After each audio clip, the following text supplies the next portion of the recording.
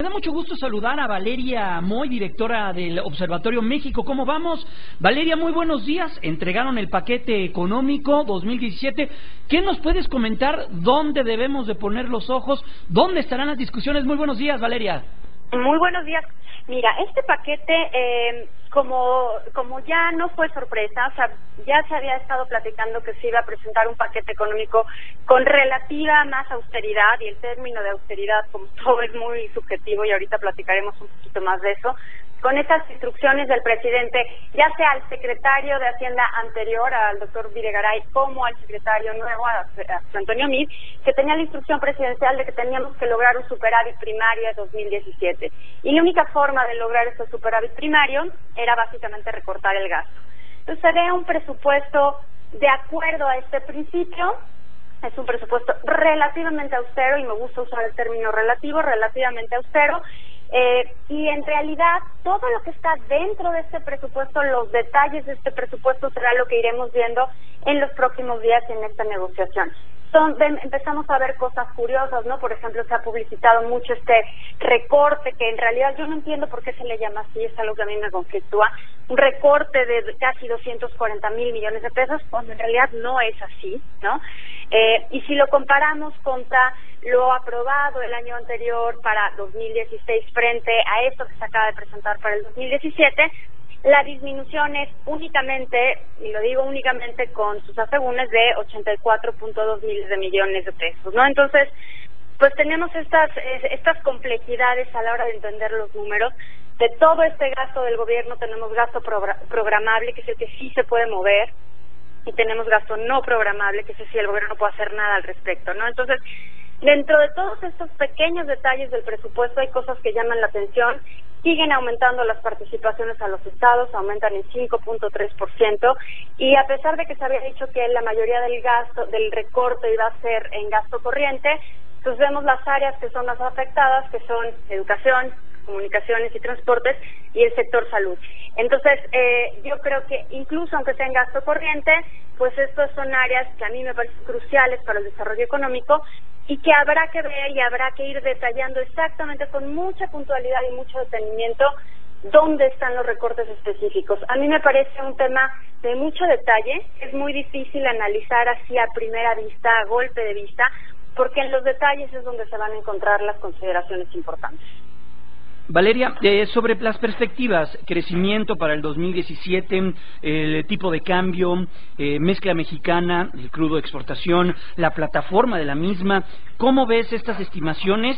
Y algo que veíamos que sucedía en ocasiones con el exsecretario Luis Videgaray fue no darle a las perspectivas de crecimiento. Veíamos que era muy normal ver que tenían que ajustar su estimación de crecimiento, y por desgracia a la baja. ¿Ahí cómo lo estás viendo? ¿Están siendo precavidos en todos estos números, tipo de cambio, crecimiento y todo ello? Hay un tema importante, porque a la hora de hablar de crecimiento económico estiman también un rango, ¿no? Un rango entre 2 y 3. Exacto. Entonces, a la hora de hacer estimaciones económicas, sobre todo estimaciones presupuestales, pues sí hay una enorme diferencia entre crecer al 2% y crecer al 3%, ¿no? O sea, la diferencia es sustancial. Estamos hablando de presupuesto público, estamos hablando de diferencias enormes en la recaudación. Me gustaría detenerme en lo que tú mencionabas. Hay variables de este presupuesto y hay dinero que ya no se puede mover mucho. Veo que hay analistas que les preocupa lo que tiene que ver, por ejemplo, con las pensiones. Hay analistas que también les preocupa todo lo que tiene que ver con déficit y también con presupuesto para, o propuestas para endeudamiento. ¿Ahí cómo lo ves? Ese es justo el tema que te comentaba, que tenemos el gasto neto total, o sea, el grandotote, y luego este gasto lo podemos dividir en dos grandes grupos, ¿no? Que es el gasto programable y el gasto no programable. Uh-huh. Dentro del gasto no programable, ahí están todos estos recursos que ya están comprometidos, que al final del día pues no puedes mover, ¿no? Por más que hagas, no puedes mover, porque ahí estás incluyendo el pago de pensiones, estás incluyendo intereses, estás incluyendo ya obligaciones contractuales que tienes. Entonces el gasto no programable, pues sí, en efecto es un gasto que es muy difícil de mover, y a pesar de eso vemos ahí en ese rubro está el incremento de las participaciones que te comentaba. El ajuste se da en la parte del gasto programable, esa sí es la que puedes recortar, ¿no? Ahora, este recorte que tanto se ha dicho en los últimos días, que es de 239.7 miles de millones de pesos, en realidad es de menos, ¿no? Porque de esos 240 que te menciono, ya hubo un recorte estimado este año. Entonces, a mí me parece engañoso que se esté manejando esta cifra. Sinceramente, me parece que en lugar de ayudar, contribuye, pero a la desinformación y a la confusión, porque de estos 239, un pedazo ya se hizo este año, ¿sabes? Entonces ya no se debería de contar, ya no se vale hacer un recorte sobre un presupuesto que ya no existe, sobre una cosa que ya cambió, ¿no? Entonces, en realidad el ajuste es menor, no es de 239, es de aproximadamente 70,000, y si tomamos el gasto neto total es de 84,000 millones de pesos, ¿no? Petróleos Mexicanos, ¿cómo la ves dentro de este paquete presupuestal? Petróleos Mexicanos, pues también es una de las que sufre más recortes, me parece que con razón, ¿no? O sea, es una empresa que ha estado viviendo una situación muy complicada por razones que todos conocemos. Me parece una nota positiva que no se le siga metiendo dinero a Pemex.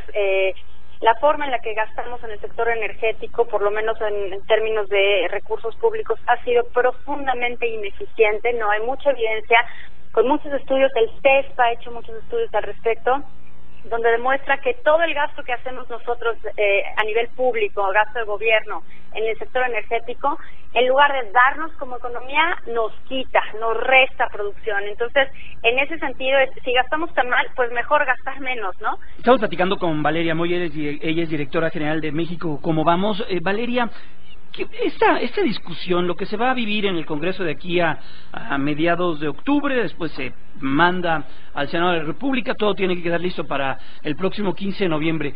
A ti, a mí, a la gente de a pie, al ama de casa que nos está escuchando, al señor que va a trabajar, ¿qué nos afecta que se discuta bien, que se haga de manera responsable? ¿Y en qué nos afecta que no se discuta bien y que se haga de manera irresponsable? Mira, nos afecta en casi todos los ámbitos de nuestra vida, ¿no? Yo sé que es muy difícil traducir como estas grandes discusiones a lo que nos pasa en el día a día, pero nosotros somos la gente de a pie, o sea, todos los que estamos oyendo y participando en este programa, pues oímos y vivimos y pagamos impuestos y recibimos un sueldo, y eso está en función de lo que se pacta en estos presupuestos y en estos paquetes económicos, ¿no? Todos los impuestos que pagamos, el IEPS, el no IEPS, la gasolina, el precio de la gasolina, las tarifas eléctricas, todo eso es lo que se decide justo ahorita. Entonces, las discusiones del paquete económico, que nos pueden parecer lejanas o que se llevan a cabo en lugares que ni siquiera tenemos como una relación clara de dónde están, pues nos impactan en prácticamente todos los aspectos de nuestra vida, ¿no? Y ahí tenemos el efecto más claro, son todos los precios que vemos, todo lo que estamos pagando, ¿no? Y los impuestos que desde luego también estamos pagando. Entonces yo creo que esto es de suma importancia, y ese es uno de los retos de las organizaciones como la que yo dirijo, poder transmitir esta información que parece muy sofisticada, y en algunos casos lo es, a que la gente lo pueda discutir y lo pueda entender, porque la única forma de que podamos exigir mejores cuentas públicas y mejor rendición de cuentas es si las entendemos, ¿no?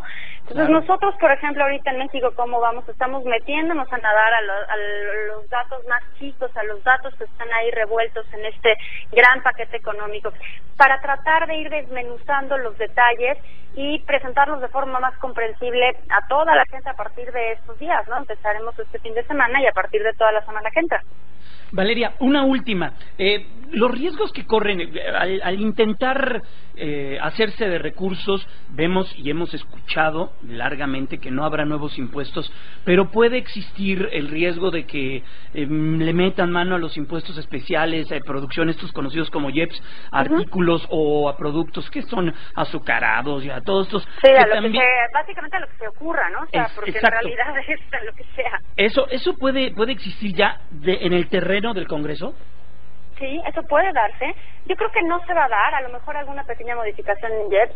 No creo que se dé, porque sí hay como un mandato muy claro del presidente, que ojo, claro que le puede cambiar el Congreso, de no subir y no cambiar impuestos. Yo creo que eso no lo veremos, más bien espero no verlo. aunque por ahí he escuchado algunas voces que sí creen que va a haber cambios en el IEPS. Creo que a 2 años de que termine una administración es muy difícil cambiar los impuestos, ¿no? Políticamente no se ve bien, ¿no? Sí creo que podemos tener una mayor recaudación o una menor recaudación en función de cómo se mueven muchas variables, ¿no? Veremos qué pasa ahora con el relevo de Osvaldo Santín al frente del SAT, porque Aristóteles Núñez había hecho una labor magnífica en términos de recaudación, tan es así que tenemos sus recaudaciones históricamente altas, ¿no? A pesar de estar en un contexto complicado, tenemos recaudaciones muy altas y yo esperaría que con Osvaldo Santín se siguiera esta trayectoria, ¿no? Pero bueno, desde luego que para eso, para cubrir estos huecos entre lo que recauda y lo que gasta, pues también se tiene presupuestado un tope de deuda, ¿no? Y esa es una de las cosas importantes también de este presupuesto. Se está pidiendo, se está solicitando al Congreso un monto de endeudamiento interno menor en 40,000 millones de pesos, menor a lo que se había solicitado en el 2016. Y también un monto menor de endeudamiento externo, o sea, sí se está solicitando endeudamiento tanto interno como externo, pero menores a los que se habían solicitado en los años previos. Es decir, el famoso tope de deuda, está siendo ajustado a la baja, y tiene que, o sea, la posibilidad de que el gobierno se endeude tiene que seguir existiendo, ¿no? Pero en estas aras de la austeridad se está solicitando un monto de endeudamiento menor de lo que se había venido solicitando en los años anteriores. Valeria Moy, qué gusto, en verdad, te deseamos un extraordinario fin de semana y gracias por ayudarnos a comprender todo lo que está detrás de estos números. Un gusto hablar contigo.